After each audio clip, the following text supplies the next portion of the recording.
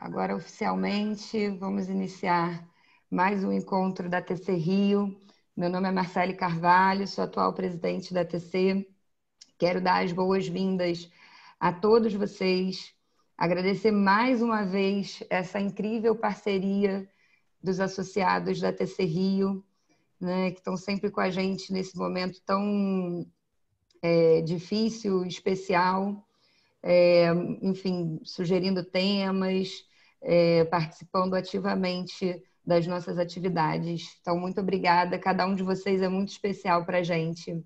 E contem com a gente também para o que vocês precisarem, né? Nossas trocas aqui estão sempre abertas para todos vocês. Hoje temos um tema muito relevante, né? A gente tem notado que a violência contra a mulher nessa época de pandemia aumentou de forma muito significativa, né? Sem contar na dificuldade das denúncias, enfim. Então, provavelmente os números que a gente tem ainda não refletem a realidade. E é por isso que nós convidamos, e já agradeço de antemão, o aceite da Tânia Macedo, estudiosa do tema, que estará com a gente aqui hoje para nos auxiliar, né, e trazer informações sobre essa temática. Então, Tânia, muito obrigada pela sua presença, muito obrigada por aceitar estar aqui com a gente e dividir seus conhecimentos. Seja bem-vinda. E hoje nós teremos a participação também da Jaqueline Sabino, que vai compartilhar no finalzinho da apresentação da Tânia um pouco da experiência dela, né, no atendimento a mulheres que são vítimas de violência. Então, vou passar agora a palavra para a Tânia e, mais uma vez, agradecendo a presença de todos. Tenho certeza que teremos aí mais uma manhã super produtiva. Obrigada, Tânia. Contigo. Obrigada. Tá dando para ouvir? Sim, sim. Tá. Bom dia, gente. Eu agradeço pelo convite. E eu preparei alguns slides, aí eu vou compartilhar com vocês a tela. Tânia, antes de você começar, enquanto você prepara aí a apresentação, só para eu orientar o pessoal, quem quiser participar, né, basta levantar a mão, aquele recurso que tem de raise hand, fiquem participantes no canto direito inferior da tela de vocês. Se alguém tiver dificuldade em usar esse recurso, basta escrever lá no chat que quer a palavra e aí eu vou passando a palavra de vocês para a Tânia dar continuidade aí às interações. Tá ok? Obrigada, Tânia. Obrigada. Vamos ver se vai funcionar. Vocês conseguem ver a tela? Agora sim. Sim. Tá. Então, gente, o tema da palestra, né, vai ser sobre violência física e sexual contra mulheres e saúde mental, e focando na pandemia, né? Então, por isso, a sombra da pandemia. Eu sou psicóloga clínica, sou doutoranda, minha orientadora é a Paula Ventura, e a gente faz parte do grupo de transtorno de estresse pós-traumático lá do IPUB. Então, eu estou há alguns anos, assim, desde a iniciação científica, trabalhando nesse tema, principalmente de violência sexual e TEPT, né?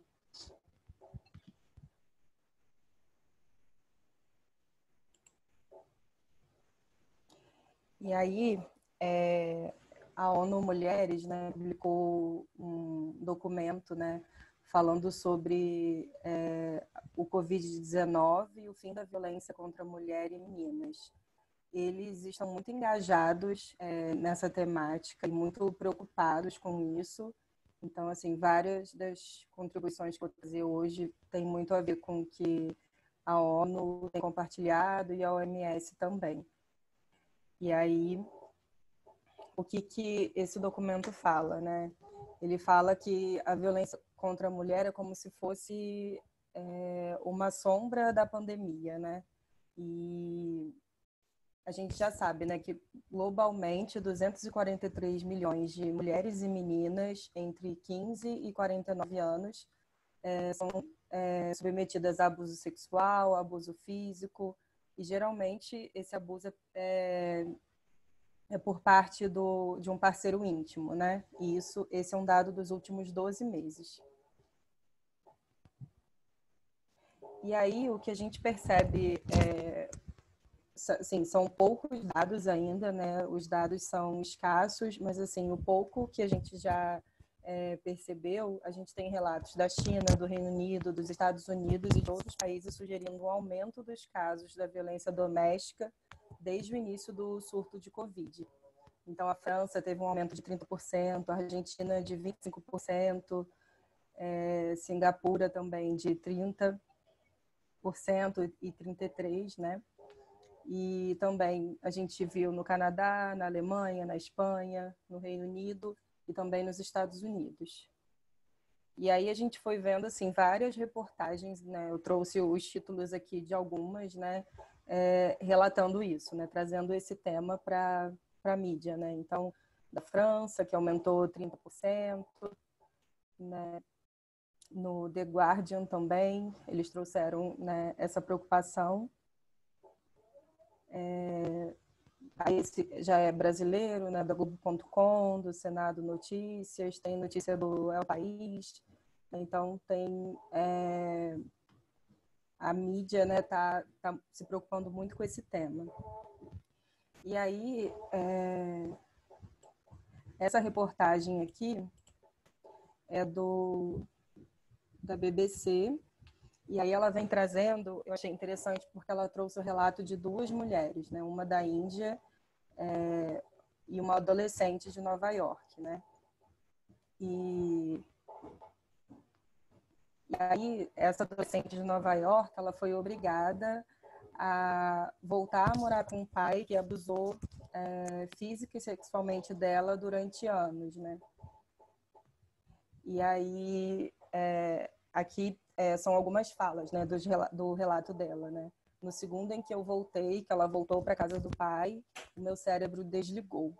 E aqui ela falando por que ela teve que voltar, né? A mãe perdeu o emprego, perdeu o seguro-saúde durante a pandemia, e aí gritou com ela, né? As coisas estão loucas aqui, você deveria ir para casa do seu pai.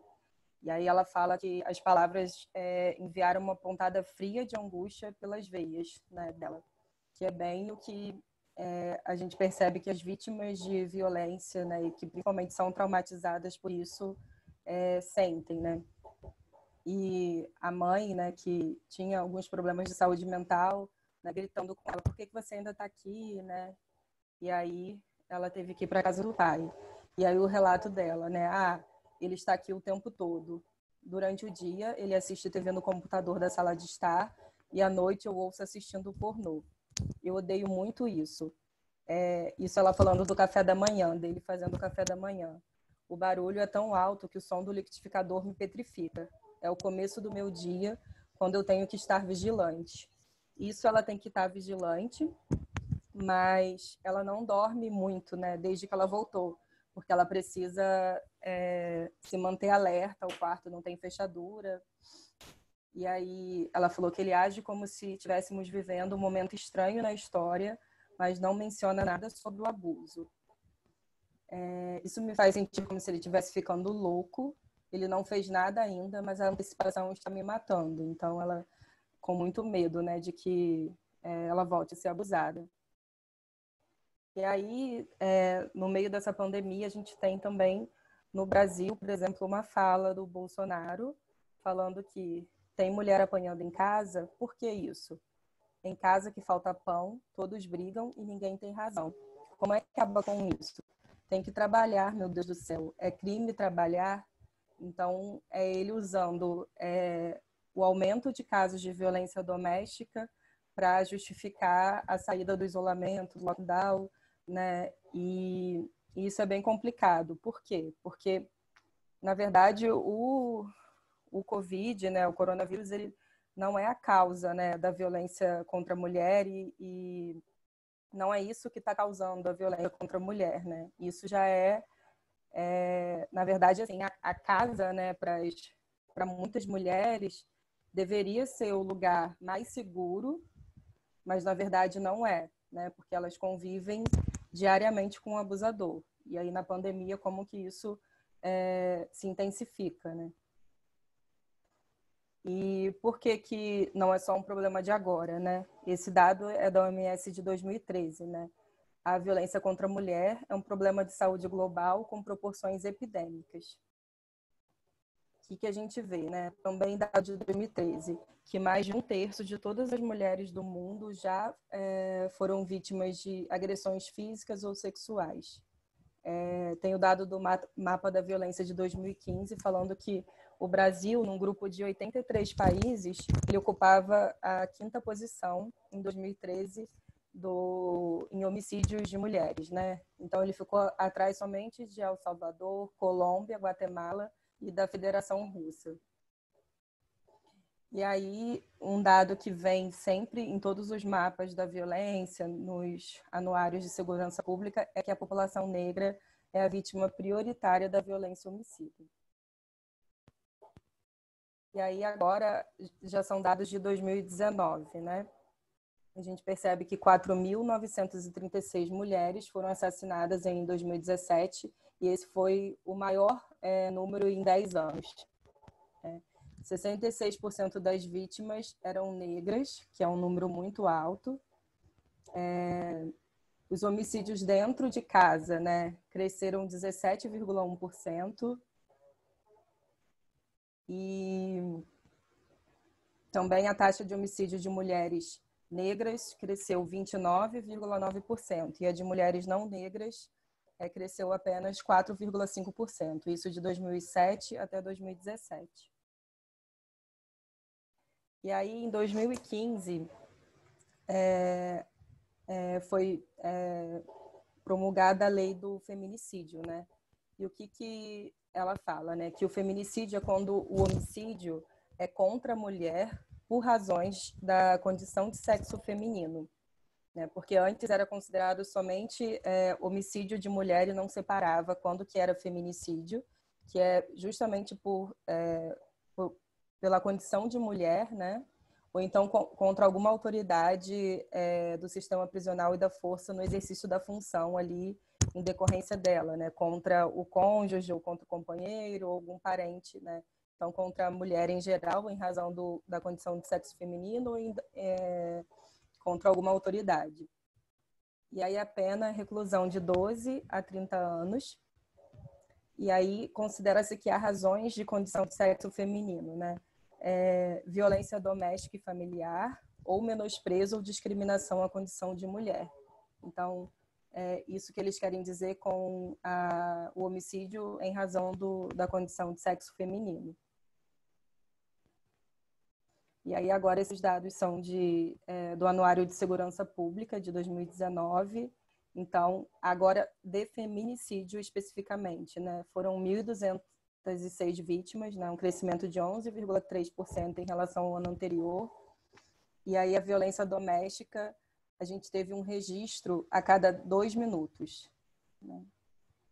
E teve um crescimento de 0,8%. Em 88,8% dos casos de feminicídio, o autor foi o companheiro ou o ex-companheiro, que é um dado bem grave, né? E Tânia, vou te interromper só um instantinho. Uhum. A Bárbara Barros tem uma pergunta. Não sei se a Bárbara quer abrir o microfone e falar diretamente com a Tânia, ou eu posso ler aqui. Não, eu queria saber como vocês percebem que o homicídio ocorreu pela condição de mulher, pelos termos legais.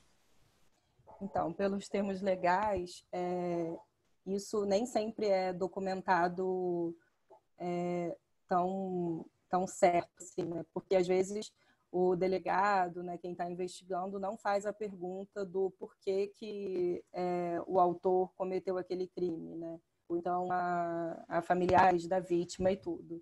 Então, sabe-se que é pela condição da mulher quando se investiga e vê que foi por razão dela ser do sexo feminino, né? Então, geralmente esposa, né? Ou então é por discriminação, né? Respondeu?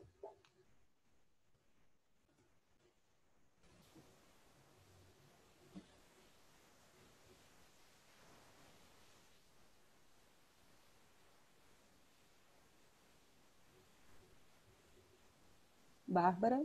Bárbara? Acho que falhou, né?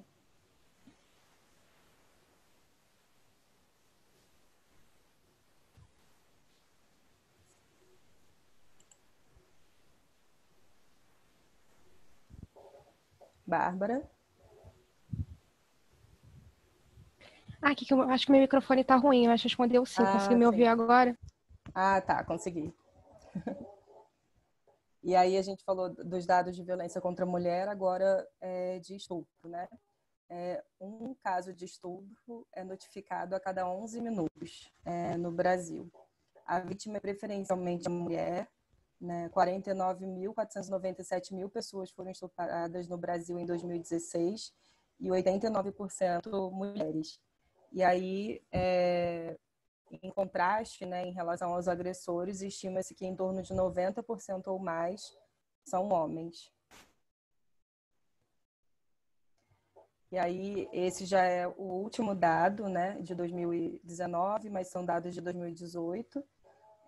180 estupros por dia, foi um crescimento de 4,1%.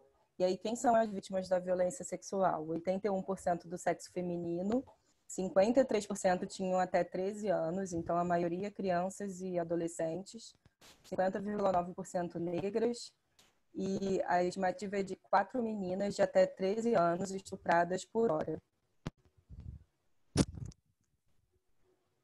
E aí, 93,2% tiveram apenas um autor e 96,3% o autor era do sexo masculino, que é um dado bem alarmante, né? E aí, o que a gente percebe é que no estupro, apenas 10% dos casos são notificados. A gente tem uma subnotificação muito grande. Por que existe essa subnotificação, né? Há o medo de represálias, né? Então, tanto na denúncia de violência contra a mulher quanto na denúncia de estupro, a vítima tem muito medo de represálias, né? E no caso do feminicídio, realmente há dados mostrando que denunciar coloca a vítima mais em risco, né? Quando o Estado, né? Quando o aparato ali da justiça não consegue proteger essa mulher. Há uma dificuldade de achar uma delegacia de defesa da mulher. Tem uma coisa muito grave que é um descrédito na versão da vítima, né? Então sempre pergunta-se, né? Com que roupa a vítima estava, né? Essas coisas assim. Tem uma falta de estrutura nos IMLs para fazer o exame, né? Após o estupro. As vítimas sentem muita vergonha, sentem medo e sentem culpa, né? Esses 3 sentimentos são muito comuns em vítimas de estupro. Tem a impunidade, porque realmente, infelizmente, a maioria dos casos ficam impunes. A vítima é revitimizada, né? Porque quando ela denuncia, né? Ela é como se ela levasse aquilo que aconteceu adiante, né? Então tem audiência, né? Ela tem que lidar durante muito tempo, né? Até o processo finalizar, e aí isso pode revitimizar, né? Então às vezes ela prefere esquecer, tentar esquecer, né, o que aconteceu. E outra coisa também que acontece é a reconstrução social do agressor, porque sempre que um agressor é denunciado, as pessoas, né, que o conhecem, né, vão falar bem dele, né? É um homem de bem, é um homem de família, né? E isso contribui para o descrédito, né, na versão da vítima e para a impunidade, né? E também para a subnotificação. Porque às vezes realmente as pessoas não acreditam na vítima e o agressor ele não tem cara, né? Então fica complicado. Esse é um relato de uma vítima de estupro que decidiu não denunciar, né? Ela deu uma entrevista para a Folha de São Paulo e aí ela fala, né, que foi um estupro onde foi um estupro com mais de um agressor, né? O maior deles me segurava e fez o que sentiu vontade, com meu vestido levantado. Não houve penetração. Isso é muito importante. Para haver estupro, não precisa existir penetração, né? Pode ser qualquer conjunção carnal que, sem o consentimento da vítima, que já é considerado estupro. Aí ela fala: apanhei, fui tocada e, por sorte, tudo não demorou muito tempo para acabar. Não acho que fiz o que deveria ser feito antes de ser comigo. Aliás, antes de ser comigo, sempre defendi o oposto. Temos sim que denunciar qualquer tipo de agressão. Optei apenas por fazer de uma outra maneira. Problematizar é necessário. Aí ela fala que ela resolveu se preservar e se cuidar ao invés de gritar para surdo ouvir, né? Que relata bem o porquê da subnotificação. E aí, esse daqui, já em relação à violência doméstica, é o ciclo da violência doméstica. Então, a gente tem ali, né, a lua de mel, né, onde tudo está muito bem, né, tudo parece ótimo, né, e aí o relacionamento, né, volta para a rotina, né, tem esse retorno à rotina, e aí acontece alguma tensão ali, né, e a tensão vai aumentando, que acaba sendo um gatilho para o agressor disparar o comportamento, né. E aí a vítima sofre mais violência, né, tem um episódio violento, a autoestima da vítima diminui, né, e geralmente ela se sente culpada também, né, porque na violência psicológica também o agressor acaba culpando a vítima, né, então ela fica confusa, achando que mereceu aquilo, né, e aí o agressor pede desculpas, né, e aí a vítima acredita, né, que ele vai mudar, né, e fica muito difícil sair, né, desse ciclo, né, porque essa fase da lua de mel é muito boa, né, para ela, né, até ela conseguir enxergar mesmo o que ela realmente está passando. E aí, quais são as consequências da violência contra a mulher e do feminicídio, né? Tem consequências assim diretas na saúde física e mental, né? E tem consequências indiretas também, porque no caso do feminicídio, né, ele produz crianças órfãos de mães e com pais que estão eventualmente presos ou então foragidos. E geralmente as violências são perpetradas na presença dos filhos, né, e isso pode provocar uma série de traumas psicológicos. E os filhos se veem desamparados financeiramente pelos progenitores. Eles podem enfrentar uma série de dificuldades socioeconômicas que são acrescidas aos problemas emocionais, né? Então, tem essa consequência física e mental direta sobre a vítima e também sobre todo o entorno dela. E aí, consequências da violência sexual, né? A gente tem lesões nos órgãos genitais, pode haver contusões e fraturas, isso tudo na violência doméstica e violência contra a mulher também, né? Alterações gastrointestinais, infecções do trato reprodutivo, gravidez indesejada e contração de doenças sexualmente transmissíveis. Já na esfera psicológica, né, pode haver diversos transtornos, né, depressão, transtornos de ansiedade, né, transtornos alimentares, disfunção sexual, problemas relacionados a álcool e drogas, tentativas de suicídio e o TEPT também, né, o transtorno de estresse pós-traumático. Então, é uma série de problemas psicológicos. E aí isso é num contexto anterior à pandemia, né? E aí agora, quais são as consequências dessa violência na pandemia? O que a gente percebe é que tudo o que eu falei, né, pode se agravar, né? Então os agravos físicos e psicológicos podem aumentar, então pode aumentar a gravidade, né, dos transtornos. E tem outras consequências também, como as mulheres vão ter menos contato com os familiares e amigos, e são eles que geralmente fornecem apoio e proteção contra a violência. as mulheres vão suportar também o peso do aumento da carga de trabalho, que a gente sabe que acaba...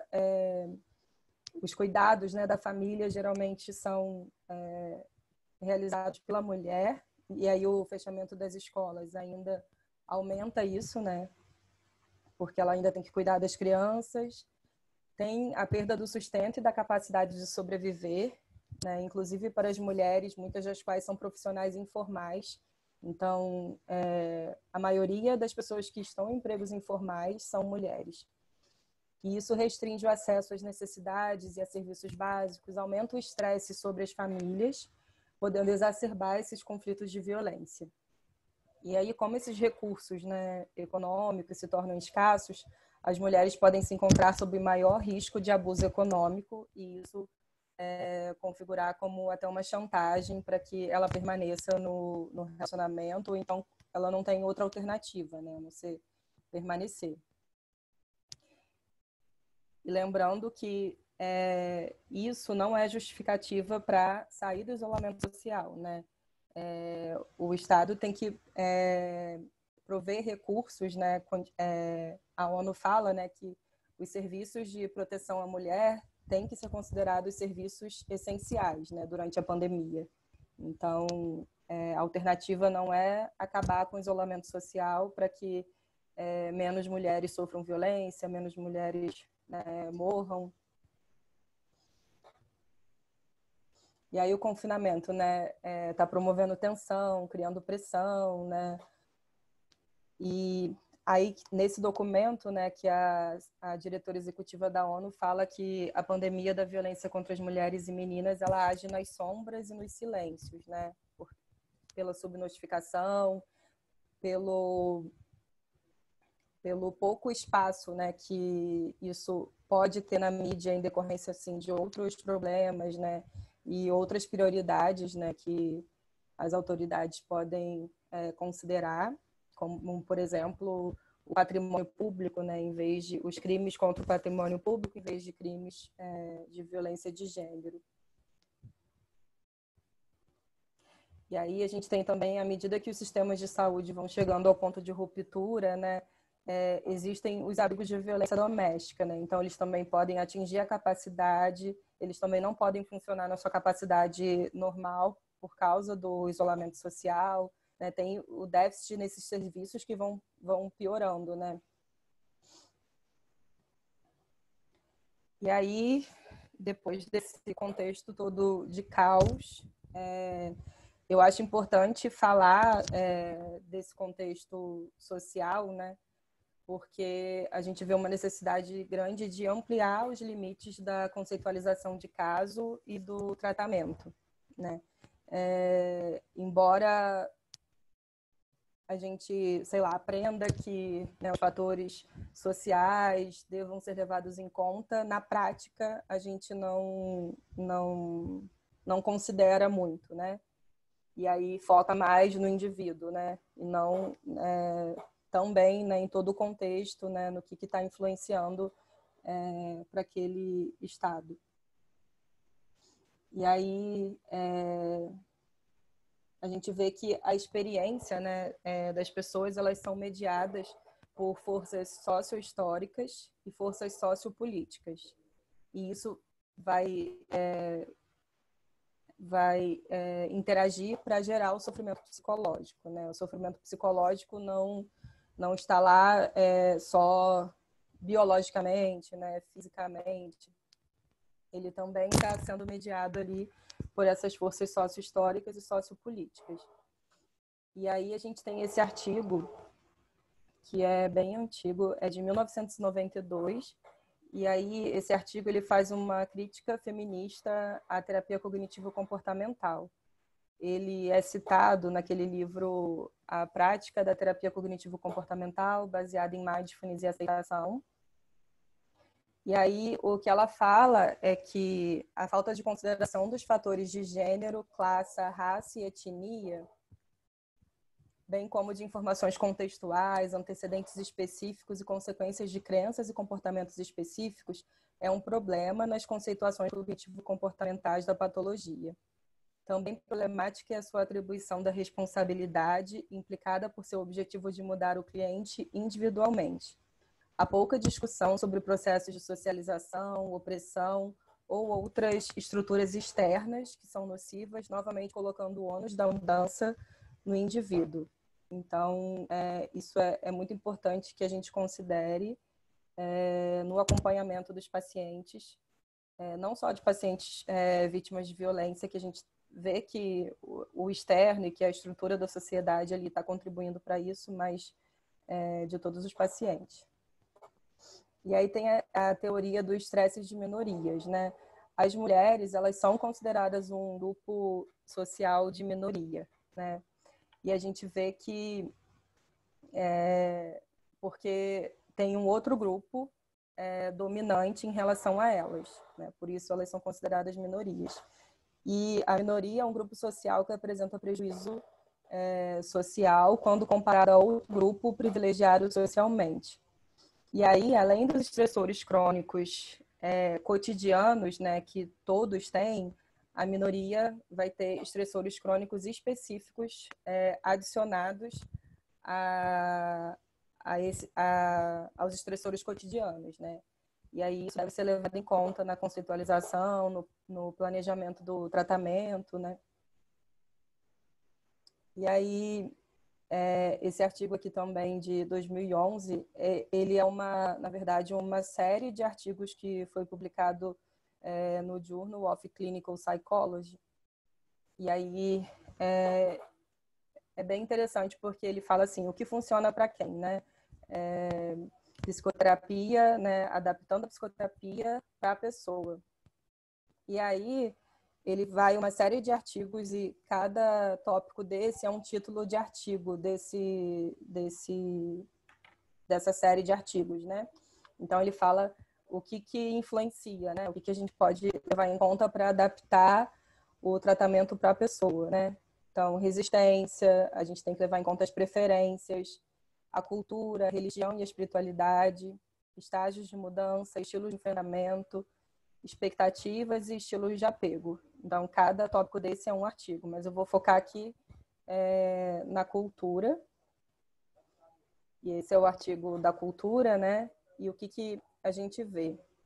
Que os terapeutas, eles devem atuar de forma flexível, né? As avaliações devem sempre ser realizadas antes da implementação do tratamento e eles devem permanecer abertos ao que os clientes trazem para a terapia, né? Então, ele não pode partir de uma ideia, por exemplo, em relação à violência contra a mulher, de que toda mulher tem que denunciar, ou então partir de preconceitos que ele tem, né? De achar que essa coisa de que a mulher, se ela quisesse, ela saía do relacionamento, né? Ele não pode levar isso para a terapia. Os terapeutas devem sempre comunicar a empatia de uma maneira culturalmente apropriada e não devem interpretar as diferenças culturais como déficits, né? Então, se tem uma pessoa que é de uma cultura que é mais introvertida, né? Eu não vou tentar trabalhar para que ela se socialize mais, né? Porque isso é baseado, né, na minha cultura, nos meus valores. E aí, né, a gente tem que aliar o tratamento aos contextos culturais do cliente, né? E aí os componentes que devem ser levados em conta, né? A linguagem. Então, quando a língua é a mesma, né, do paciente, há mais adesão, né? A gente tem que levar em conta a pessoa. Então, assim, estudos mostram que terapeutas com a mesma raça e etnia dos pacientes têm também mais adesão ao tratamento, né, ao acompanhamento. A gente pode trabalhar no uso de metáforas, mas metáforas adaptadas à cultura do paciente. Os objetivos e métodos também adaptados, o conteúdo, e levar em conta o contexto, né? Qual é a realidade social e econômica daquele paciente. E aí, quanto mais específico e focado for o tratamento adaptado à cultura, a gente percebe maior efetividade. E aí, esse outro artigo aqui, ele vai falar sobre os fatores necessários, os fatores comuns, né, a todas as terapias que são necessários ao comportamento de mudança. Então, a gente tem que, sim, adotar uma teoria confiável, baseada em evidência, né? Tem que ter o vínculo emocional entre o terapeuta e o paciente, tem que promover um ambiente de confiança, mas a gente não pode esquecer de fornecer explicação psicológica e cultural para o sofrimento do paciente, né? E explicar, dar uma explicação que seja adaptativa e aceita para ele. E aí, se a gente for pensar assim mais uma vez nas raízes históricas, né, da violência contra a mulher, a gente vai chegar no viés implícito, né? O que é esse viés implícito? É uma informação ativada automaticamente, sem que percebamos, e que pode moldar e gerar nossas impressões e julgamentos, sentimentos e ações. Então, a nossa cultura, né, patriarcal, já nos leva a ter esse viés implícito de que a mulher é inferior, né? E isso contribui, né, para que ela tenha menos direitos, né, tenha menos igualdade em relação aos homens e sofra mais opressão. Aliás, sofra opressão, né? E aí, essa é uma publicação que eu achei na internet, que eles falam o que aconteceria se a gente retirasse os homens, né, das posições de poder, né? Então, essa foto ficaria assim. Essa, né, teria só uma mulher e essa também só uma mulher. Então, a gente vê que é uma questão estrutural, né? Não, a gente sabe que não é por falta de capacidade, né? Não é por falta de desejo, né? De fazer as coisas, né? E aí, voltando, né, para essa cultura machista, né, para patriarcado e para o sexismo, né? O que é o patriarcado? Ele é um sistema que propicia a desigualdade hierárquica dos sexos através de ideias e valores que fundamentam a dominação do homem sobre a mulher. Então, é a supremacia do homem através de dois artifícios básicos, né? Afirma a superioridade masculina e reforça a inferioridade da mulher. No patriarcado, a mulher é vista como objeto sexual ou então como posse, né, como propriedade do homem. A mulher está sempre numa posição de vulnerabilidade, isso é histórico, né? A normalização das violências e responsabilização das vítimas, a gente vê acontecendo muito. E a gente vê também os estereótipos sobre o que é ser homem menino e o que é ser mulher menina. Então, assim, desde cedo, a gente já vai sendo socializado dessa forma, né?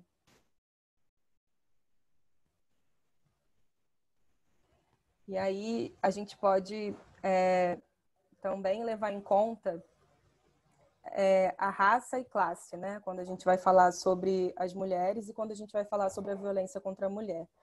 A Angela Davis, ela fala no livro dela, que é Mulheres, Raça e Classe, ela fala que a escravidão ela se sustentava numa rotina de abuso sexual, né, do tronco e do açoite, né? Então, isso era a escravidão.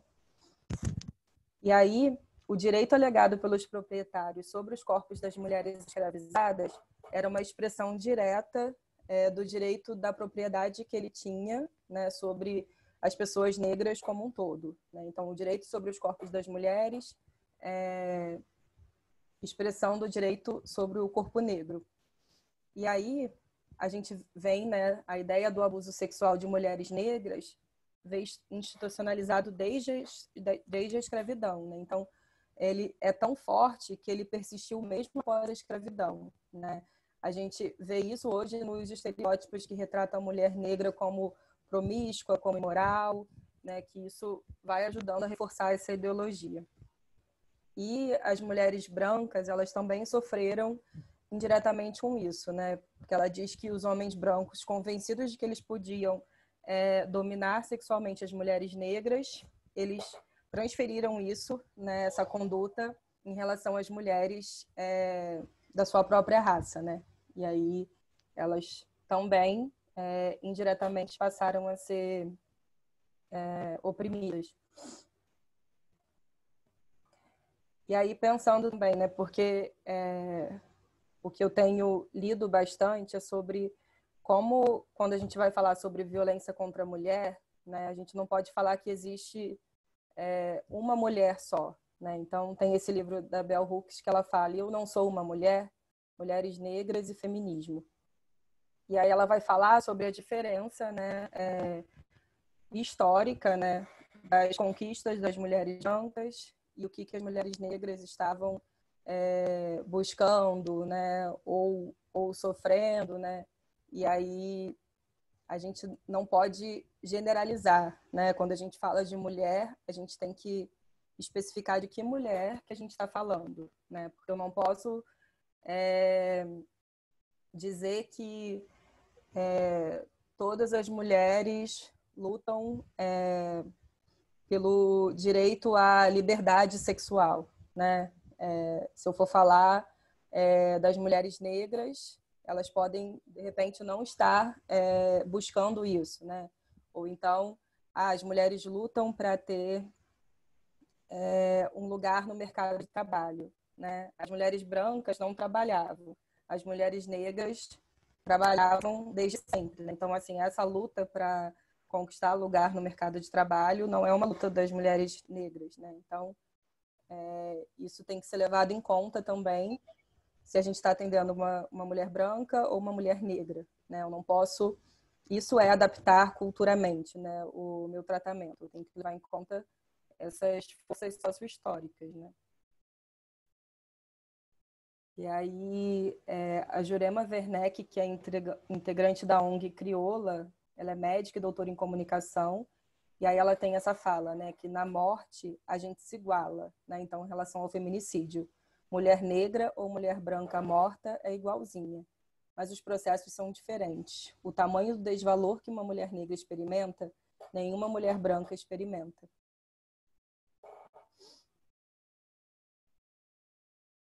E aí, voltando a falar das raízes históricas, né? Essa frase eu acho muito significativa, né? Que ela fala que o estuprador é um filho saudável do patriarcado, né? Então, ele só está fazendo, né, agindo como o patriarcado ensinou, né? E tem essa outra fala da Juva Lauer, que é do podcast Mamilos.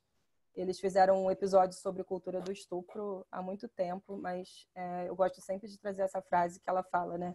Você não ensina seu filho a ser um estuprador, você ensina que ele é superior. E é isso que é o viés implícito, né?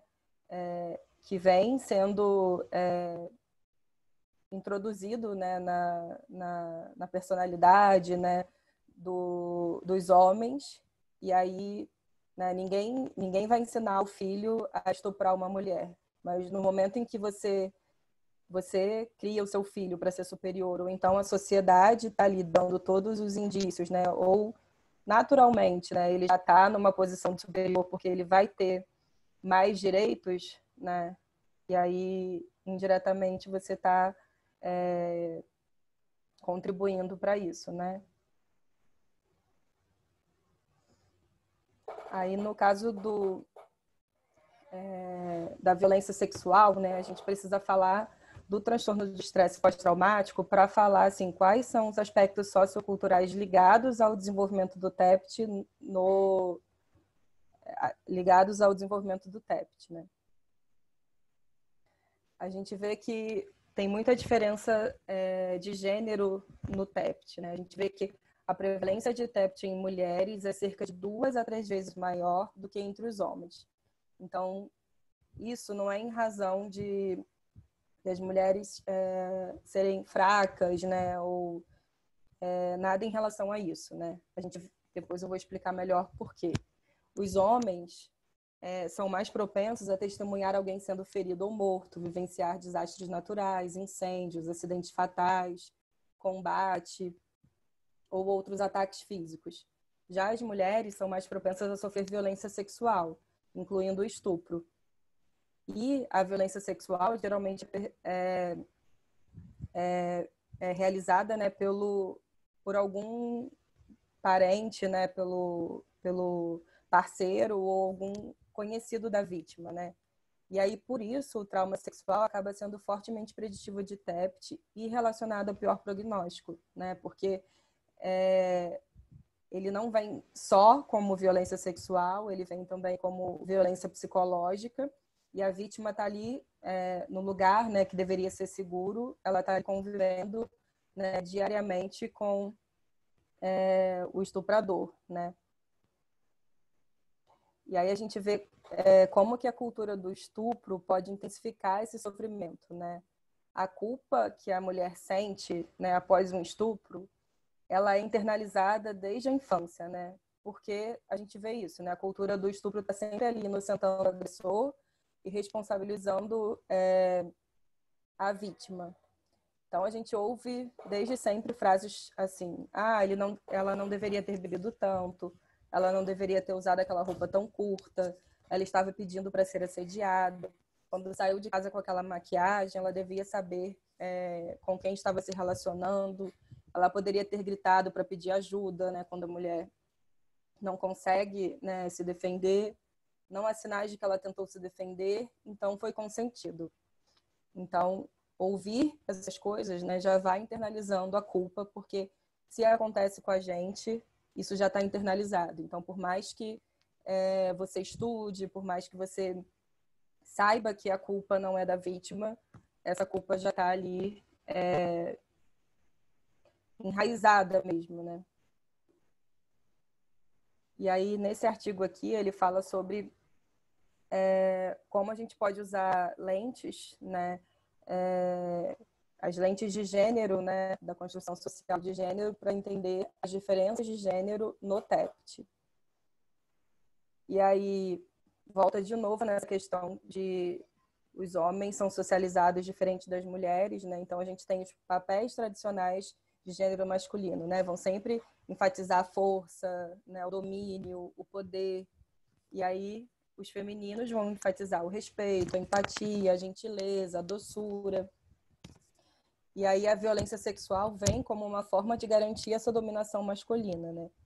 E o fato de a violência sexual sofrida pelas mulheres ocorrer dentro de um contexto mais amplo de abuso psicológico, né, que foi o que eu falei anteriormente, isso vai interferir na sensação de segurança na própria casa, né?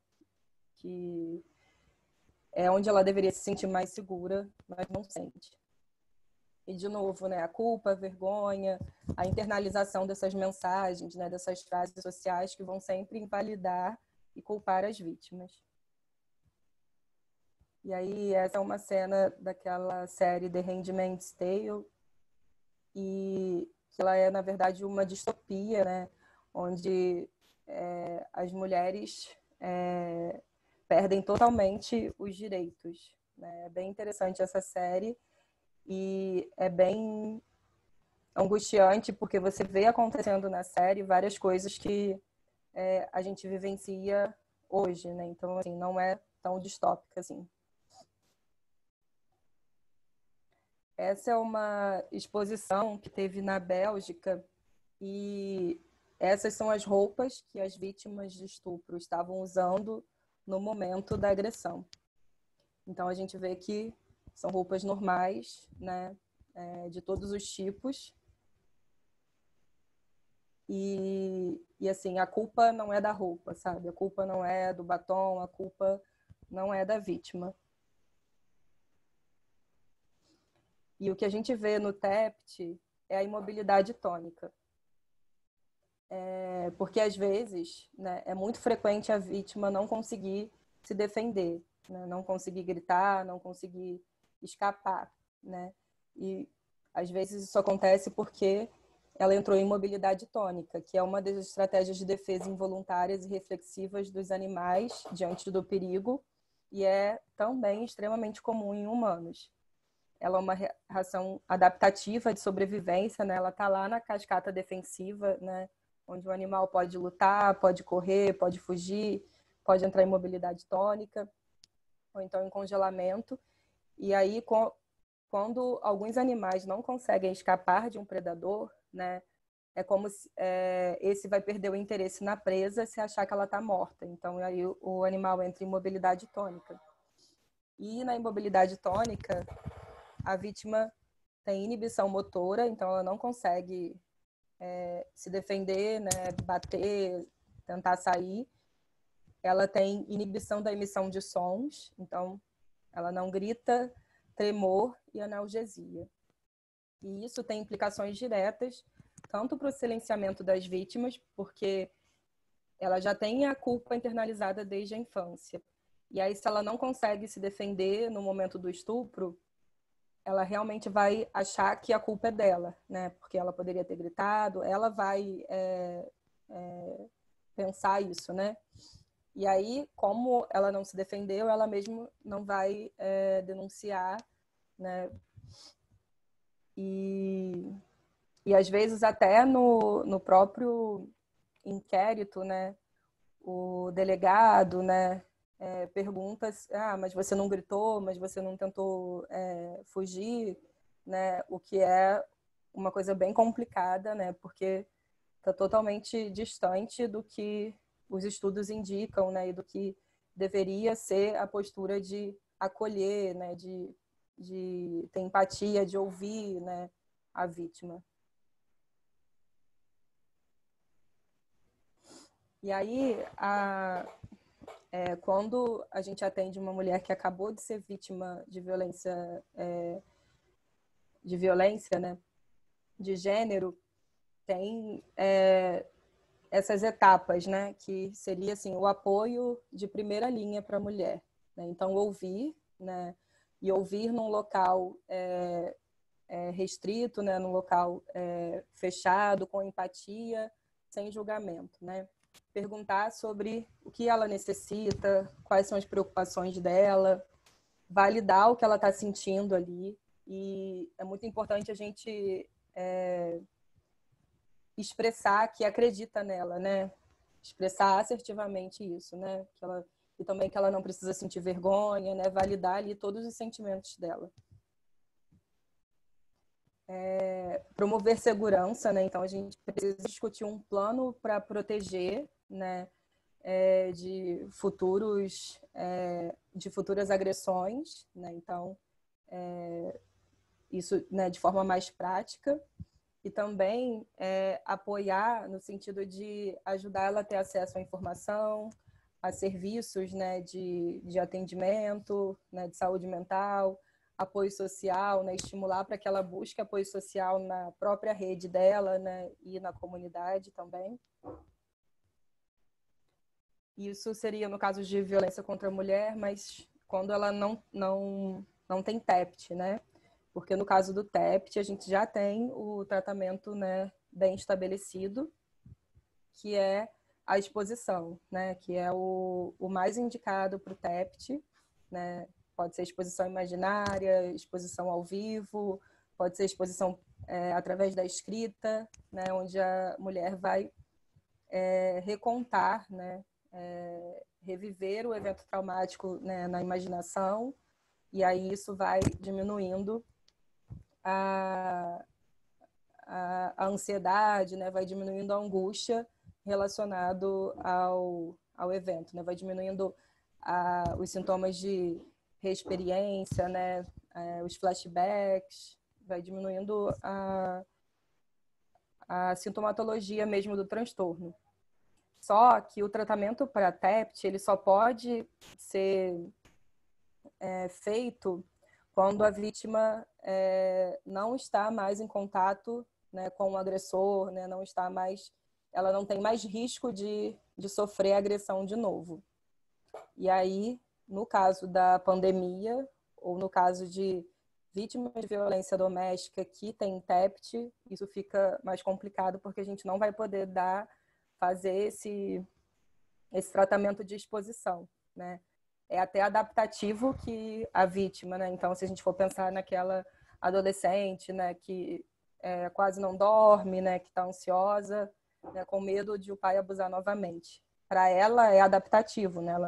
Essa ansiedade, né? Essa ansiedade acaba sendo protetora, né? Realmente tem um risco ali. Então, eu não posso desensibilizar e aí ela deixar de sentir a ansiedade e perder a proteção dela. E aí, no contexto da pandemia, fica mais complicado, acho que para todos os transtornos, né? Mas no caso do TEPT ou da violência doméstica, são preocupações, se a gente for pensar naqueles estressores, né, do estresse de minorias, né, os estressores crônicos ali, específicos, estão, né, em grande quantidade, né? E aí a OMS, né, ela diz que assim, o que a gente pode fazer ao abordar uma mulher vítima de violência, né? Então, a maioria das ações devem ser implementadas pelos governos e pelos formuladores de política, né? Então, incluir serviços essenciais voltados à violência contra a mulher nos planos de preparação de resposta ao Covid, né? Não negligenciar isso.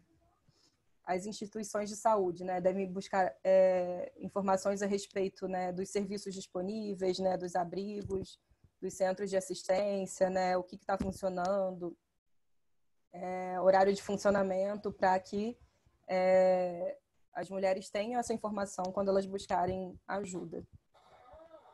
Os membros da comunidade também devem ser conscientizados a respeito, né, do maior risco de violência, né, durante a pandemia. Então, tem campanhas, né, da ONU, né, do GNT, né, com algumas propagandas, né, tentando divulgar e tentando estimular os vizinhos, por exemplo, a denunciar, ou então, sei lá, tocar a campainha, se ouvir, né, algum sinal de que tem uma mulher sofrendo violência. E no caso das mulheres que se encontram em situação de violência, né, elas podem achar útil contatar familiares, né, e amigas, mesmo que seja de modo virtual, né, buscar apoio junto às linhas diretas, né, de serviços, né, locais, né, para sobreviventes, e considerar, né, aquele plano de segurança para o caso do aumento da violência, né? E aí depois a Jaque vai até falar sobre isso, né? Como que a mulher pode ter estratégias ali para que ela se sinta mais segura, né? E aí isso inclui, né, ter um vizinho, um amigo, um parente a quem recorrer, né, caso seja necessário, caso, né, ela precise ligar imediatamente. E aí os prestadores de serviços de saúde, né, não só os psicólogos, né, eles devem estar cientes dos riscos, né, das consequências para a saúde, promover ajuda, né, os primeiros cuidados psicológicos para a mulher, ofertar apoio de primeira linha, aquele passo a passo, né, que eu passei para vocês, e o tratamento médico relevante. Então, de novo, né, o apoio de primeira linha inclui ouvir com empatia, sem julgamento, indagar a respeito das necessidades, das preocupações, né, do que está faltando ali de imediato, né? Às vezes faltam coisas muito básicas. Validar as experiências e os sentimentos das sobreviventes, promover a segurança e encaminhá-las ao serviço de apoio. Essa é uma cartilha da Fiocruz, né? Eles lançaram várias cartilhas de saúde mental, né, em resposta ao Covid, e essa é específica de violência doméstica e familiar. Ela não traz muitas orientações específicas para terapeutas, né, mas, de um modo geral, ela contextualiza bem. E eu achei até que as outras cartilhas trazem mais informações. E aí a OMS, né, em um dos documentos, eles trazem essas dicas, né, para lidar com o estresse em casa, né, que a mulher pode estar usando. E ela tem que ter consciência, né, de que o isolamento social, a quarentena e o distanciamento podem ter impactos sobre o seu bem-estar psicológico e o da sua família. E aí, na medida do possível, ela reduzir as fontes de estresse ao adotar algumas medidas, né? Então, de novo, buscar informações seguras, né, de fontes seguras, reduzir o tempo despendido assistindo notícias, 1 a 2 horas por dia, em vez de a cada hora. E, às vezes, 1 a 2 horas por dia é bastante, então pode ser que ela precise não ver em nenhuma hora do dia, né? Buscar o apoio de familiares e amigos por telefone, por e-mail, né, mensagens de texto, tentar manter uma rotina diária ali, né, reservar um tempo para realizar atividades, dormir, tudo isso na medida do possível, né? Lançar a mão dos exercícios de relaxamento, então respiração lenta, diafragmática, meditação, relaxamento muscular progressivo, exercícios, né, de mindfulness para focar no momento presente. Isso vai tentar aliviar esses pensamentos e sentimentos estressantes. E aí pensar, né, em estratégias, em atividades do passado que foram úteis para lidar com adversidades. Lógico que nenhuma adversidade passada se compara, né, nesse contexto de pandemia, mas ela pode buscar no passado formas de lidar com o estresse, né, e tentar implementar novamente.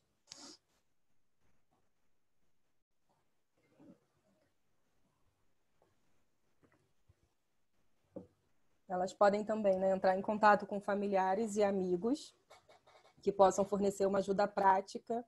Então, alimentação, se ela estiver precisando, ajuda para cuidar das crianças, né, ajuda para lidar com o estresse, desenvolver o plano de segurança para si e para os filhos, né?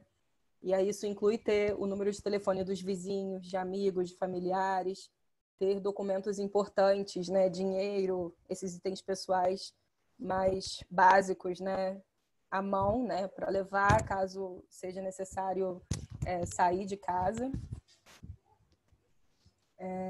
E sempre ter essas informações guardadas, né, sobre linhas diretas de enfrentamento à violência, de serviços de assistência social, de proteção, de delegacia, né. Tentar evitar dar sinais de suas intenções para que o parceiro ou os membros da família não descubram, né? Então, se ela ligar, né, para um serviço de emergência, né, apagar o histórico da ligação, né, ter todos essas estratégias para que o parceiro não perceba que ela está pensando em denunciar ou está pensando em sair de casa. No atendimento a essas vítimas, a gente considera sempre trabalhar a autocompaixão, né? E aí eu acho que tanto para casos de estupro, de violência doméstica, né? Porque a autocompaixão, eu gosto de uma frase, né? Que ela é amiga em todas as horas, né? Então, a gente sempre pode recorrer à autocompaixão. E ela é um exercício, né, de gentileza consigo, né? Então, você vai tentar ser gentil consigo naquele momento, né? De repente, agir como se você agiria se uma amiga, né, alguém muito querido estivesse passando por aquela situação, né? Então, se você está se sentindo culpada ou se você está se sentindo fraca por não conseguir sair daquela violência, sair daquele ciclo, né? Então, ser autocompassivo consigo e entender que realmente é difícil, né? E ela tem um elemento também que é da atenção plena, né? E a atenção plena, né? Esse voltar pro agora, né? Acaba ajudando, acho que nesse contexto de pandemia, voltar ali pro micro, sabe? Não é ignorar tudo que está acontecendo, mas é voltar um pouco ali pro que realmente está acontecendo aqui e agora, né? Porque a gente vai estar preocupado com o futuro, com 1000 preocupações, no caso dessas mulheres com muito medo de morrer, né?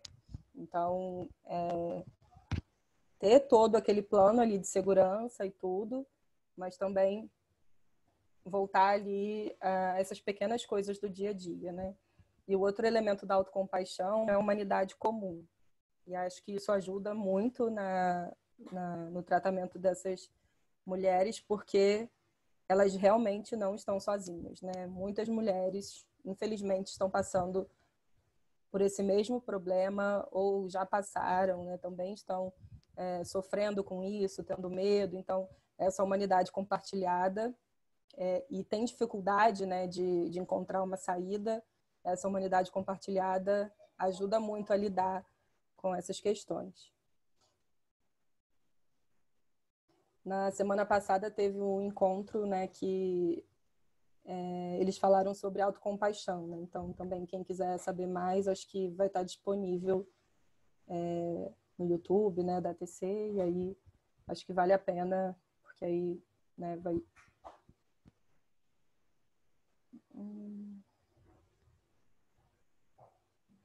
E aí, agora, né, já falei sobre o tratamento, agora eu vou falar sobre a denúncia, né?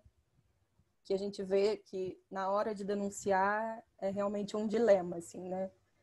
E aí, essa promotora de justiça, ela fala, né? Olha o dilema que aparece na percepção da população. Se denunciar, morre, mas se continuar, também morre. Para nós que temos a experiência no atendimento e acolhimento de casos de violência doméstica, o risco maior, sem dúvida, é viver com o agressor por conta do ciclo de violência. É preciso acreditar na possibilidade de interrupção dessa violência e divulgar que existe apoio para que a mulher encontre solidariedade na sua rede pessoal e também para que ela busque os equipamentos e serviços do Estado. E aí, quais são esses mecanismos, né? Essa é uma música da Elza Soares, né, que foi vítima de violência, e ela tem essa música, né, que ela fala: cadê meu celular? Eu vou ligar para 180, vou entregar teu nome, explicar meu endereço, aqui você não entra mais, eu digo que não te conheço, jogo água fervendo. E aí, depois tem uma parte que ela fica repetindo, né? Você vai se arrepender de levantar a mão para mim. Você vai se arrepender de levantar a mão para mim. Que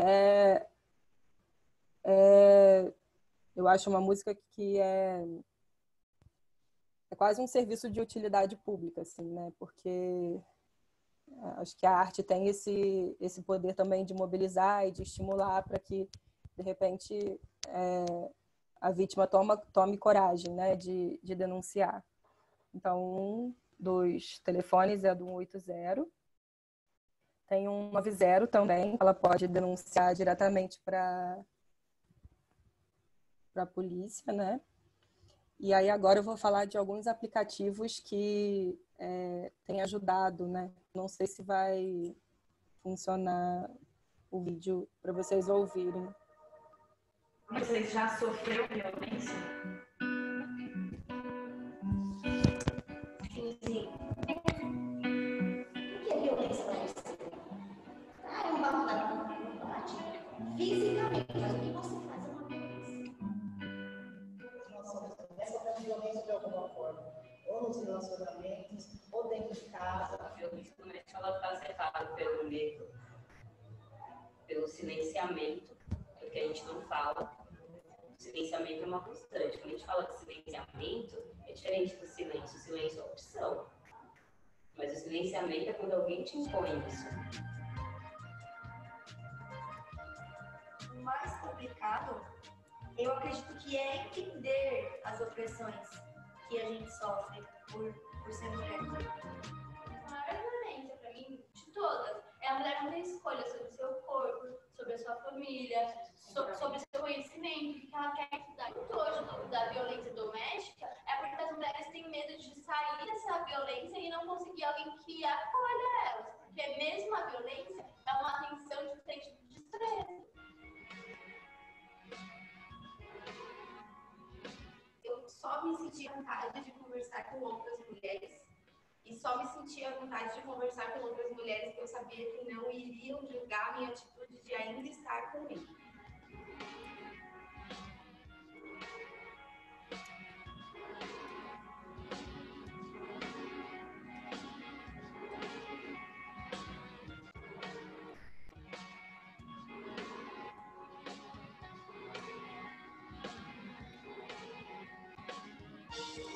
Se tiver a cada 100 uma refletir, se olhar, dizer, não, eu sou diferente, eu quero fazer diferença, eu quero beneficiar, quero contribuir nos debates, isso é uma coisa.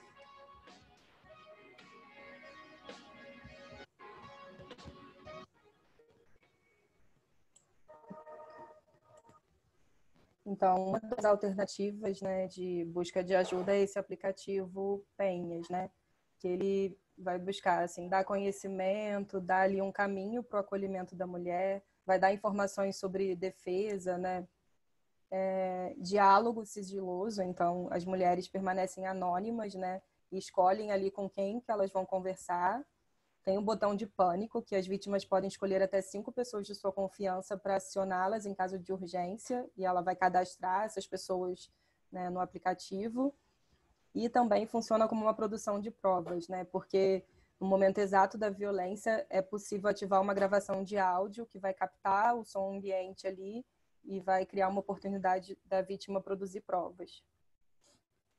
Tem outra iniciativa que eu acho muito boa, que é a do Mapa do Acolhimento, que vai conectar mulheres que sofrem violência de gênero a terapeutas ou advogadas, né? E aí, tanto as terapeutas ou as advogadas vão se cadastrar na plataforma, vão dizer quantas mulheres elas podem atender, né, de forma gratuita, e aí as mulheres também vão se cadastrar e a plataforma vai conectar e fazer essa ponte, né?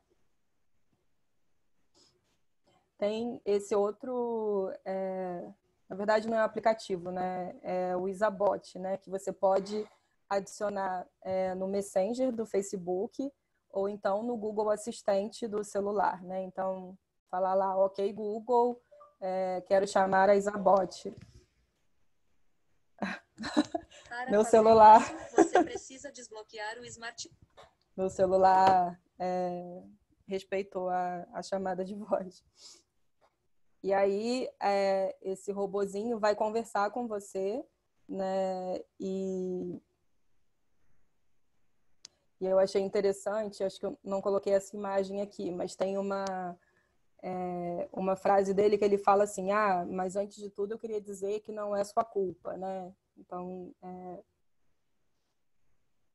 é interessante. E aí, esse aplicativo ele foi criado pela ONG, né, Think Olga, o Mapa do Acolhimento, esse que eu falei, e tem apoio do Facebook, do Google e da ONU Mulheres.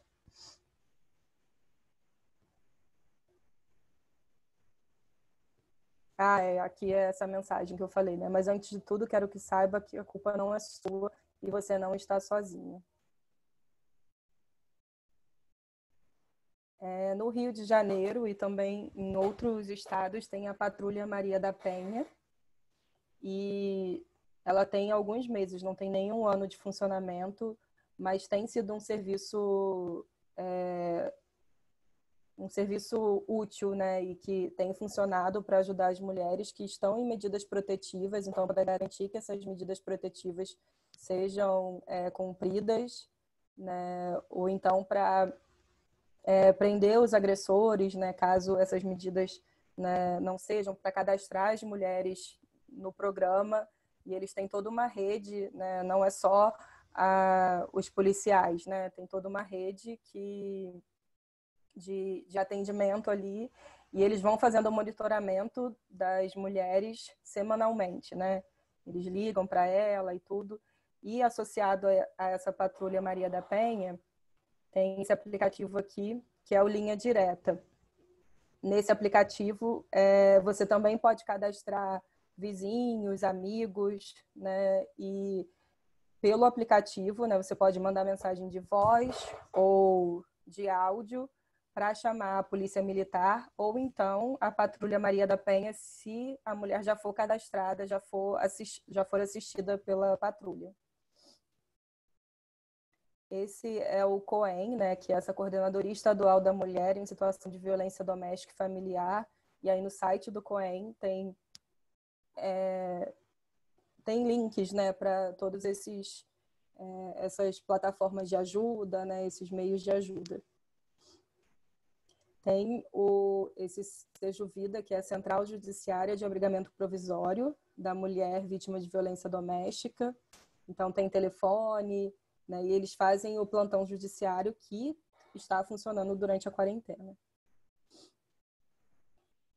E aí, para terminar, eu vou trazer esse trecho do livro O Conto da Aia, em que a autora fala assim: era assim que vivíamos então, mas vivíamos como de costume. Todo mundo vive a maior parte do tempo. Qualquer coisa que esteja acontecendo é de costume, mas isso é de costume, mesmo isso é de costume agora. Vivíamos como de costume por ignorar. Ignorar não é a mesma coisa que ignorância. Você tem de se esforçar para fazê-lo. Nada muda instantaneamente. Numa banheira que se aquece gradualmente, você seria fervida até a morte antes de se dar conta. Então, é isso que acontece quando a gente naturaliza as violências, né? Quando a gente naturaliza esses problemas sociais, porque eles vão acontecendo aos poucos e aí a gente não vai percebendo. E aí ela fala ainda mais, né?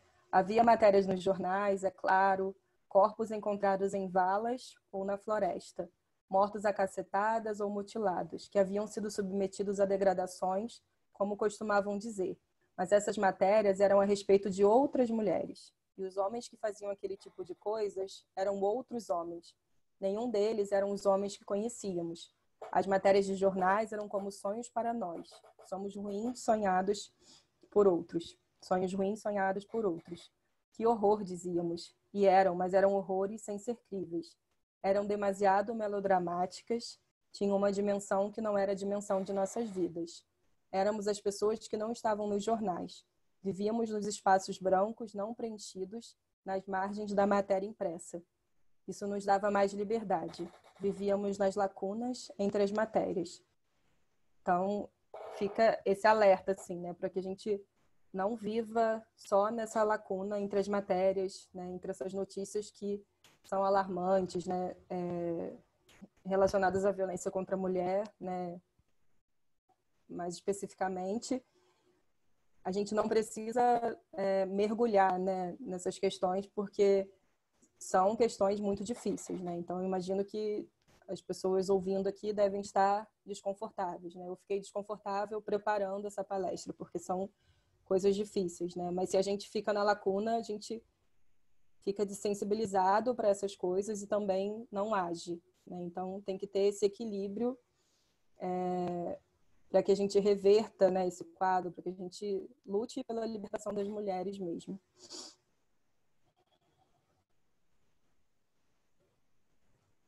E aí, esse daqui é o telefone para atendimento psicoterápico e psiquiátrico para TEPT no IPUB. Agora, na quarentena, não está funcionando, mas quem quiser pode anotar. E aí, quando voltar, né, pode indicar. E aí, aqui, esses são meus contatos, né, meu e-mail, meu site e o Instagram. O site e o Instagram eu ainda vou retornar com eles, mas quem quiser pedir artigos ou, né, tiver alguma dúvida e quiser mandar por e-mail, fazer contato, pode mandar. Obrigada, gente. Alguém quer falar alguma coisa antes da Jaque? Alguém tem algum comentário?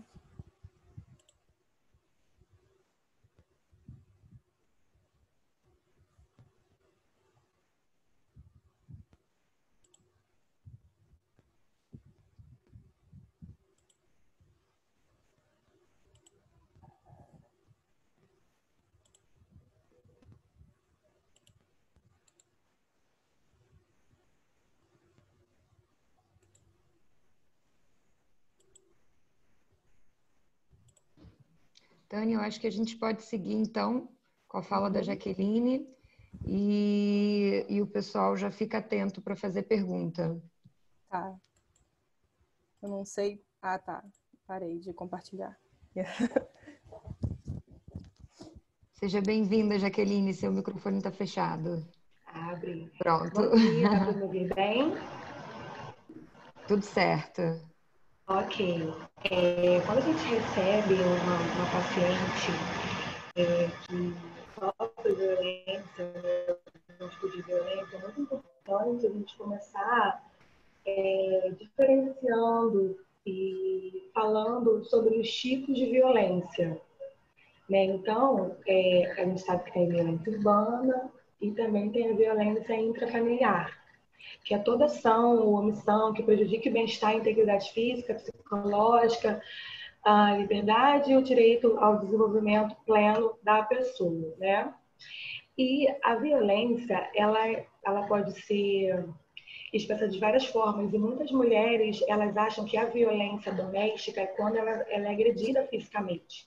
Então, se ela não apanha do marido, ela não acha que ela sofre violência, né? Então, falar sobre maus tratos, sobre violência sexual, sobre a violência psicológica e a negligência, também sendo como formas de violência.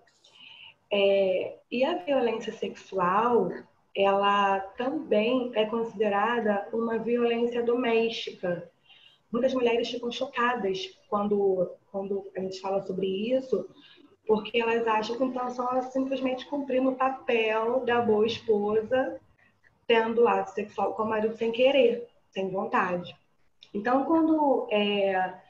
eu vou falar sobre um caso que é um caso que eu atendo, é um caso recente, e essa paciente veio por conta do isolamento social, né? É uma paciente que eu faço atendimento gratuito e é muito curioso quanto a gente está o tempo inteiro falando sobre direito, a gente vê no noticiário direito para lá, direito para cá, e as pessoas, elas não têm muita noção dos direitos, né, dos próprios direitos. E com ela, né, quando eu comecei a fazer o acolhimento dela e pesquisando também, o nosso objetivo principal é ela ficar em casa com segurança, que é um grande desafio. Até para a gente conseguir marcar o atendimento, para que ela consiga conversar e falar o que está se passando, é complicado, porque ela está desempregada e o companheiro dela também. Né? Então, como ela vai falar disso com ele em casa? Então, pensar em horários para poder atendê-la, em horários onde ele possa estar mais distante ou dormindo, já foi uma grande dificuldade para a gente começar o atendimento. Né? Então, assim, ela é uma mulher que ela tem 43 anos, ela é casada há 23 anos, ele é mais jovem do que ela, tem 40, e ela casou porque ela engravidou. Vale também ressaltar que esse trabalho que eu desenvolvo é especificamente para mulheres negras, tá? E ela é negra e ele branco. Quando ela engravidou, a família dela, muito católica, obrigou ela a casar. E a família dele acusou ela de golpe da barriga, né? Porque ele é branco e tinha uma visibilidade social diferente que a gente vê, né, de uma família negra. Então, ela foi obrigada a casar. Hoje em dia, eles têm 3 filhos, 2 adultos e uma filha de 8 anos. E tudo começou, basicamente, assim como a Tanelio no conto, foi gradualmente, né? Ele nunca começou batendo nela de primeira. Eram xingamentos, primeiro olhares de desprezo, depois falas, né, do tipo, quando eles discutiam, ele menosprezava ela, diminuía, dizendo que ela era incapaz de fazer alguma coisa, que ela não sabia fazer nada, né? Então, assim, a história familiar dos dois, se fosse avaliar as duas histórias, ela teve muito mais recurso financeiro de vida do que ele. A família dela era estruturada, a dele não. E ao longo do tempo, isso parece que foi se sumindo na história da vida dela, né? Como se a realidade que ela vivesse com ele apagasse tudo aquilo que ela já tinha vivido, tudo aquilo que ela já tinha construído com a família. E gente, eu tô bem nervosa. Eu nem consigo me lembrar do meu caso. Mas, enfim. Então, por exemplo, quando ele vinha ofendendo, humilhando, pontuando alguma coisa que ele não concordava que ela fizesse, ele sempre dizia, bem que minha mãe dizia que não era para me meter com gente da senzala. E aí toca no ponto que a Taninha falou em relação aos fatores culturais, porque essa paciente, ela tem crenças do tipo ser inadequada e ser defeituosa. Se a gente olha assim, a gente olhar, pode ser um caso de ansiedade social, tá? Pode. Mas quando a gente para olhar esse viés cultural sobre a cor da pele, sobre não conseguir emprego, por ser negra, por ser diminuída ou por ser considerada como objeto sexual, por ter um corpo muito bonito, e ela sempre teve um corpo muito bonito, ela sempre foi muito vaidosa. E o tempo inteiro, né, ele afirmando isso para ela em diversas discussões, o fator cor da pele, ele passa também a ser considerado como um fator muito importante nesse adoecimento psicológico dela.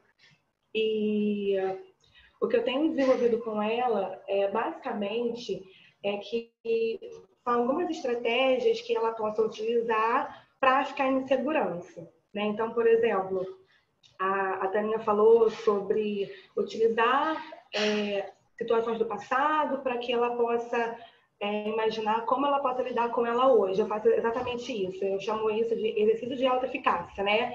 Então, é basicamente, por exemplo, pegar pelo menos 10 situações desafiadoras, qualquer tipo de situação em que ela conseguiu ali ter um desempenho satisfatório ou que ela pudesse ter um resultado não tão negativo quanto a gente costuma imaginar.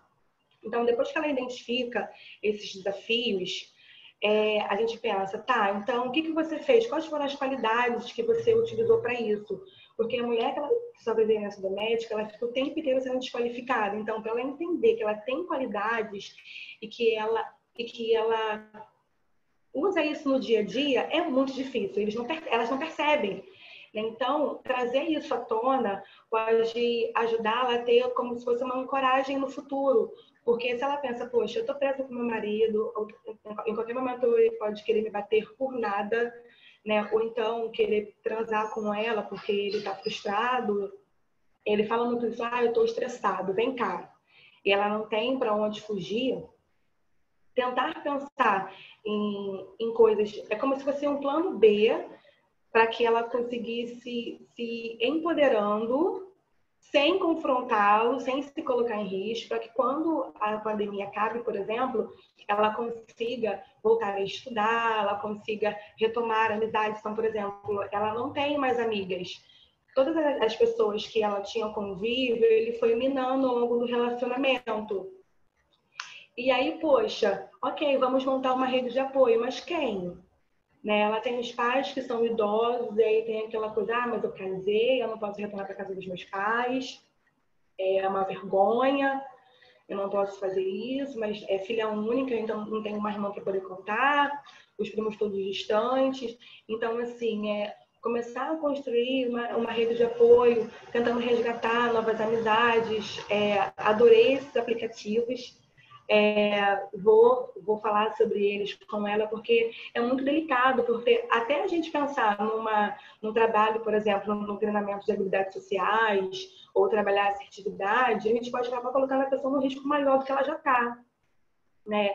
E aí eu tento usar a assertividade meio no estilo de confrontação empática, sabe? Olha, ela precisa comunicar para ele que ela não aguenta mais ser agredida, mas se ela apontar para ele, isso vai reverberar, isso vai voltar contra ela.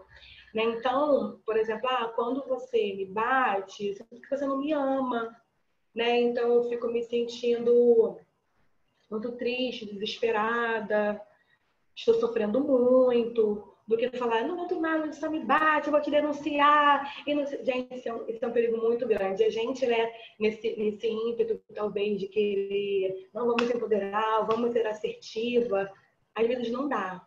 Né? Então, assim, eu tento respeitar muito a TCC e a psicoterapia baseada em evidência, né? Mas, nesse momento, poder escutá-la, poder dar voz para ela, poder trabalhar estratégias de relaxamento, de respiração. Então, assim, por exemplo, depois de uma agressão física, ela fazer um relaxamento muscular, fazer uma respiração, ajuda a aliviar aquela dor, aquele perda, aquele desespero que ela fica sentindo depois de sofrer a violência. E aí, diante disso, a gente vai tentando agregar e enfiar as técnicas aí. Por exemplo, a gente trabalhou o filme da Madame Walker, vocês já viram? Que é um filme, é uma sériezinha que tem na Netflix, se eu não me engano, tem 3 ou 4 episódios, que fala sobre a primeira mulher negra milionária, né, dos Estados Unidos. Então, ela, ao longo da vida, teve vários desafios e no final ela superou, né, basicamente isso. Mas a questão não é a superação, mas como isso pode servir de nó de caramba. Tem mulheres que também passam sobre isso e você vê aquilo e simpatizar e se espelhar. Poxa, eu sei fazer isso, eu sei fazer uma unha, eu sei cortar um cabelo, não, eu posso fazer empadinha. São coisas que pode parecer nada, pode parecer assim, ela não vai conseguir pagar um aluguel. Mas, poxa vida, ela está sabendo, ela está sentindo que ela pode, que ela consegue. Né? Então, é basicamente isso, assim, é um desafio atendê-la, é um desafio muito grande para mim, porque dá vontade de querer abraçá-la, dá vontade de querer estar com ela, mas eu penso que só de ela conseguir identificar que o que ela passa, porque ela passava muito tempo antes de chegar na violência física, já era algum tipo de violência, e ela conseguir trazer isso para a vida dela e de repente contar para uma outra amiga, que talvez ela possa se reaproximar, ou poder falar isso com mais uma pessoa, eu acho que já atinge o objetivo. Talvez ela não dê continuidade no processo. Mas é isso, assim. É uma sensação que eu tenho de que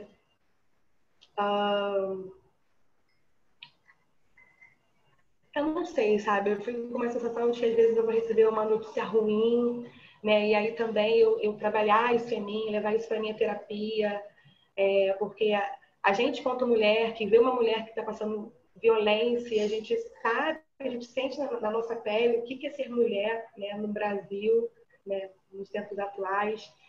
Então, é difícil, mas é um trabalho muito legal de se fazer, muito gratificante, porque pode ser só uma pessoa, pode ser 2 pessoas. Não é demagogia, tá, gente? Mas faz muita diferença, é uma vida. E a gente vê essas estatísticas que são arrasadoras, a gente vê. E a gente pensar como a gente pode colaborar. E eu fico muito feliz de saber que a TCC acolhe esse tipo de trabalho, esse tipo de questão social, porque antes era uma coisa que nem era falada. Então, a gente pode discutir sobre isso, a gente pode trazer, sim, a nossa técnica, o nosso trabalho para isso. Mas sem ficar na lacuna, né? Sem ficar com essa interrogação e não fazer nada. Acho que é isso, assim. Eu tentei fazer um resumo, né, do que eu tenho feito com ela. Basicamente, tudo que a Tânia falou, né, eu nem sabia que estava tão legal assim. Fiquei surpresa, porque até em termos de artigos científicos, né, que falam sobre isso, planos de tratamento e tal, não é tão fácil achar. A gente acha alguns, mas não é tão fácil a gente achar, e a gente tentar, né, encaixar isso na nossa prática é bem legal, né? Uhum. É isso.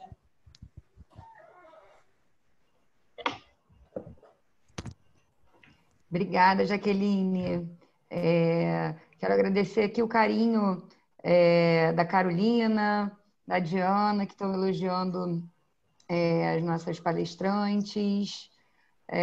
Deixa eu ver aqui, teve mais gente escrevendo também. A Cíntia, a Luíse. A Carolina, Tânia e Jaqueline está falando que existe também o projeto Justiceiras, que conta com apoio psicológico, jurídico e assistência social. Uhum. Eu já ouvi falar nesse também. Tem um aplicativo, né, e tem esse apoio. Realmente é bom. Mais alguém deseja fazer algum comentário, fazer alguma pergunta? Monique está dizendo que está emocionada, agradecendo a apresentação da Tânia. Monique, quer falar com a gente?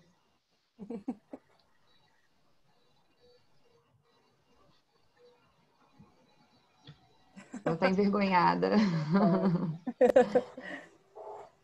Mais alguém, gente? Ou a gente finaliza por aqui? A Carolina está falando também sobre o material técnico do CRP, sobre o atendimento à mulher em situação de violência. Carolina, quer falar com a gente? Só abre seu microfone. Não, Você era tá só para fornecendo aí várias orientações passar úteis. essa informação, até para já que estava falando do caso, né?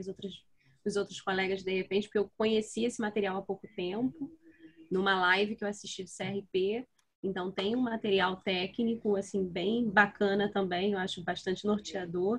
E o projeto, eu falei porque eu sou voluntária no projeto Justiceiras. Legal. Então, é um projeto, assim, também bem bacana. E todo o serviço é gratuito. Uhum. E agora está tendo online também? Está tendo online os atendimentos. Ela tem um WhatsApp que elas fazem contato. E aí elas recebem o nosso contato através do canal de comunicação que elas disponibilizarem, né? Uhum. Aí entra em contato o setor de psicologia, o setor jurídico, o setor de assistência social. Uhum. É bem bacana. Bom. Foi ótimo, meninas. Ótimo, muito obrigada, Carolina. Então, acho que a gente está se encaminhando aqui para o final do nosso encontro de hoje. Não sei se Tânia e Jaqueline gostariam de dar mais algumas palavras antes da gente finalizar, mas de antemão quero agradecê-las muitíssimo, né? Apresentação muito esclarecedora e feita de uma forma muito delicada, né?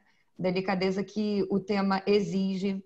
Então, a Tânia falou para a gente sobre esses números alarmantes, né? Sobre violência contra a mulher, feminicídio, o contexto da violência e essas consequências extremamente tristes e nocivas, mas também trouxe informações muito relevantes relacionadas à busca de ajuda, denúncia e apoio psicológico.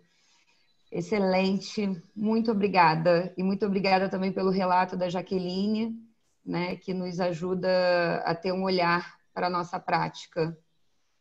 Enfim, então, se vocês quiserem se despedir, a gente vai ficando por aqui. Então, gente, muito obrigada pelo convite, Marcele. Muito obrigada a todo mundo que ficou atento, né, e está aqui até agora.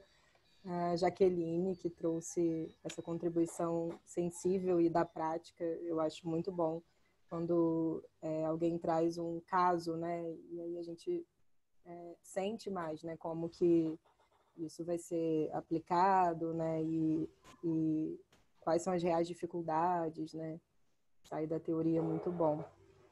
Quero pedir desculpa pelo desconforto do tema, assim. Carol falou, né? Também fiquei muito emocionada. Foi um desconforto importante. Não é assunto para ser leve. Realmente não é um assunto leve, mas vamos tentar, sei lá, fazer alguma coisa boa hoje. Jaqueline, quer se despedir? Eu estou pensando, porque a gente realmente fica impactado, né? A gente fica tão impactado que dá até branco, gente. É bizarro demais, assim. Mas obrigada, Tânia, pelo convite. Para mim é muito importante falar sobre isso, falar sobre esses assuntos. Eu gosto. É muito triste, mas eu gosto muito. Obrigada, Marcele. Obrigada, TC, né, por promover esses encontros, que são sempre muito bons, assim, essenciais. Obrigada, pessoal, que ficou. É isso. Até a próxima. Obrigada, Jaqueline. Obrigada, Tânia. Que a gente possa usar esse desconforto, né, para nos mobilizar. E, com certeza, tudo isso que vocês trouxeram hoje aqui para a gente vai ser de grande auxílio para a nossa prática, né, para a nossa sensibilização e para a gente levar também informação, né, útil para o nosso contexto, enfim, e usar isso na nossa prática. Muito obrigada também a todos os associados da TC Rio, que ficam aqui firmemente até o final, participam com a gente. Tenho certeza que hoje a Tânia e a Jaqueline trouxeram aí informações bastante relevantes também para a prática e para a vida, né, de vocês e de todos nós. Então, a gente tem mais um encontro na próxima semana. Nós vamos falar sobre luto e trauma. Então, aguardo vocês e contem com a TC aí, sugerindo o que vocês precisam, que a gente está aqui sempre na escuta e prontos para as trocas. Obrigada a todos, um ótimo dia, cuidem-se. Até a próxima. Tchau, tchau. Tchau, gente.